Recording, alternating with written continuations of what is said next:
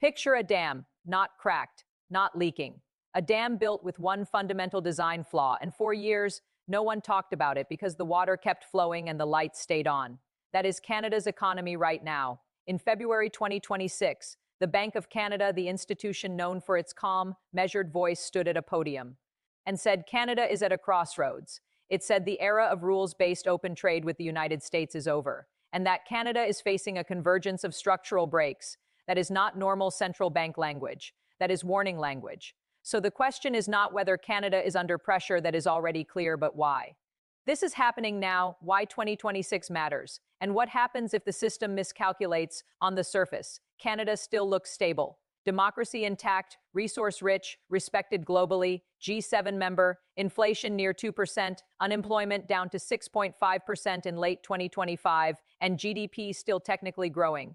No headline, crisis. No recession. But beneath that, real GDP per capita has fallen for roughly 18 consecutive quarters, one of the longest declines in decades, meaning the average person is getting poorer even while the economy grows.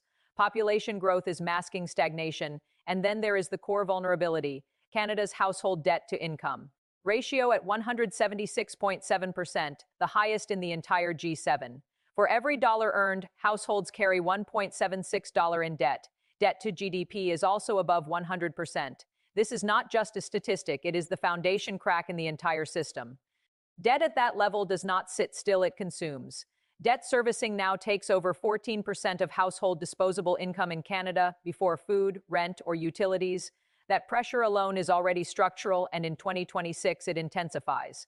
But this is not just a single problem. It is three shocks hitting at once. First, the trade shock. The United States has imposed 25% tariffs on Canadian steel and aluminum, while broader non-energy exports have weakened sharply.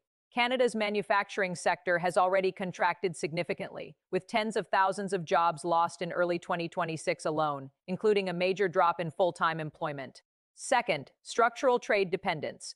Around 76% of Canadian exports go to the U.S., nearly a quarter of Canada's entire GDP. That level of concentration means Canada cannot meaningfully diversify in the short term. When the U.S. economy shifts, Canada feels it immediately and deeply. Third, the CUSMA review in July 2026 introduces extreme uncertainty. The possibility of renegotiation or breakdown of the Canada-US-Mexico trade framework creates paralysis in investment decisions.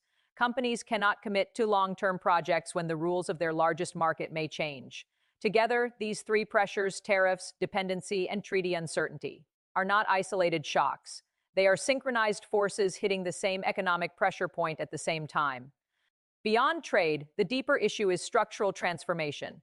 The Bank of Canada describes it as deep structural change, meaning these pressures do not disappear when short-term conditions improve.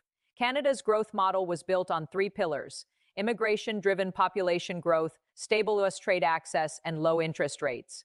All three are now weakening simultaneously. Immigration growth is slowing sharply, with forecasts suggesting near-zero labor force growth in coming years and even possible population decline in 2026. That removes the demographic engine that powered consumption, housing demand, and tax revenue for decades. At the same time, business confidence has collapsed to historically low levels. Firms are not investing because they do not know what the trade environment will look like. They are waiting instead of expanding, and in economics, waiting behaves like contraction.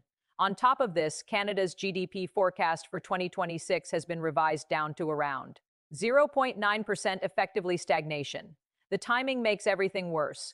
Mortgage renewals, trade uncertainty, and demographic slowdown are all converging in the same window. The result is not a single recession trigger, but a sustained period of economic compression. The near-term pain is concentrated in 2026, while any meaningful relief through rate cuts, stabilization, or policy adjustment is delayed into the future. To understand how Canada got here, you have to look at the structure built over decades. In 1989, Canada entered a free trade agreement with the United States. It worked extremely well. NAFTA in 1994 and CUSMA in 2020 deepened that integration further. Over time, Canada built its entire economic system around frictionless access to the U.S. market. That strategy delivered growth, but it also created dependency. Today, that dependency is structural. Entire provinces rely heavily on US demand. Alberta, Saskatchewan, and New Brunswick all send large portions of GDP south. The assumption was stability, that U.S. trade policy would remain predictable. That assumption has now broken. With tariffs, political shifts, and trade uncertainty, the foundation has changed. Meanwhile, financial behavior followed the same pattern. Housing became the dominant asset class because prices consistently rose in a low-rate, high-immigration environment. Households borrowed heavily under that assumption. Banks expanded credit under that assumption. But now rates are higher, immigration is slowing, and trade stability is uncertain, meaning all three support pillars are weakening at once. This is the structural trap, a system optimized for conditions that no longer exist. Diversification into other markets was delayed for years because the U.S. market was too large and too convenient. Now Canada faces the consequences of that delay all at once. The effects of this structure are now spreading through the real economy. Economic uncertainty is contagious. When businesses stop investing, suppliers lose orders. When suppliers lose orders, jobs are cut. When incomes fall, consumption drops. And since consumption makes up about 60% of GDP, the entire system slows. This is already visible in housing. Home sales have declined for months, construction confidence has hit historic lows, and residential investment, about 8% of GDP, is weakening. Housing is especially important because it reacts slowly. Once confidence breaks, recovery takes time. Meanwhile, Canada's productivity gap with the United States has widened to record levels, and Canada has fallen below OECD average per capita output for the first time in decades. This is not a short-term fluctuation, it is a divergence trend. When multiple pressures stack, debt, trade, dependence, demographic slowdown, and housing risk, the system loses flexibility. There is no buffer left. Even small shocks can produce large effects. The economy does not collapse suddenly.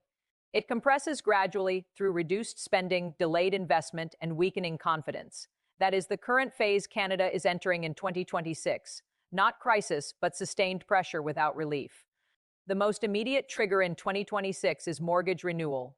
Over 1 million households are facing refinancing at rates roughly double what they previously had. A typical payment increase of around 20% does not sound dramatic in macro terms, but at scale it reshapes consumption. That money comes directly out of spending. Restaurants, travel, retail, cars, renovations all reduced simultaneously across households. This creates a synchronized slowdown in demand. At the same time, labor market conditions are weakening, with rising unemployment measures near levels not seen since 2008. Many households are still employed, but financially stretched. They are not in crisis individually, but collectively they are reducing consumption. That is how macro contraction begins quietly. For Canada to avoid a worse outcome, several things must go right at once. Trade stability under CUSMA, effective monetary easing without inflation rebound, manageable mortgage renewals without rising defaults.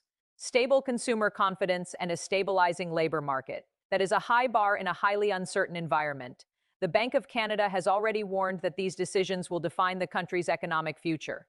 This is not just a cycle, it is a turning point. The system is either rebalanced through policy and adaptation, or it continues to tighten under its own structural weight. Canada is now entering the most sensitive phase of that adjustment, where small decisions will determine large outcomes for the rest of the decade.